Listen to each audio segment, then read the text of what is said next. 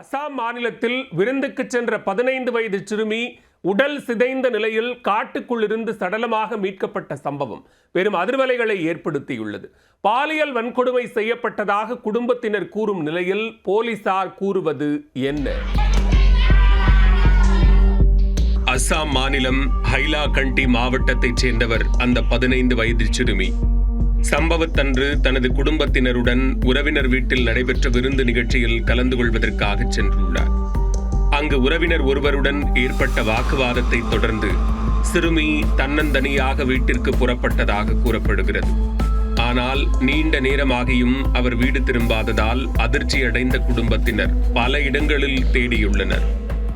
இந்நிலையில் கட்லிச்சேரா காவல் நிலைய எல்லைக்குட்பட்ட அலோய்சோரா பகுதியில் உள்ள காட்டு பகுதியில் சிறுமி உயிரிழந்த நிலையில் சடலமாக மீட்கப்பட்ட சம்பவம் உறவினர்களை அதிர்ச்சியில் உறைய வைத்தது. சம்பவ இடத்துக்கு விரைந்து சென்ற போலீசார் உடலை மீட்டு ஆய்வு செய்தபோது சிறுமியின் உடலில் பலத்த காயங்கள் இருந்தது தெரிய வந்தது. சிறுமி பாலியல் வன்கொடுமைக்கு ஆளாக்கப்பட்டு கொலை செய்யப்பட்டதாக அவரது குடும்பத்தினர் குற்றம் சாட்டியுள்ளனர்.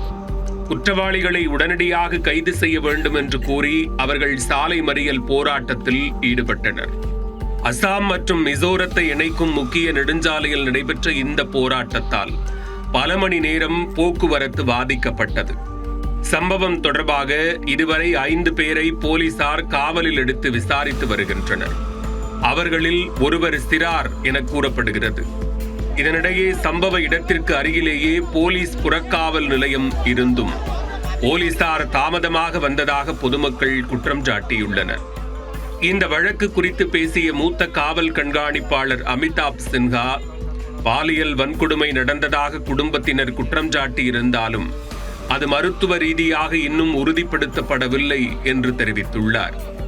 உடற்கூறாய்வு அறிக்கை கிடைத்த பிறகே அது குறித்து உறுதியாக கூற முடியும் என்றும் தெரிவித்துள்ளார்.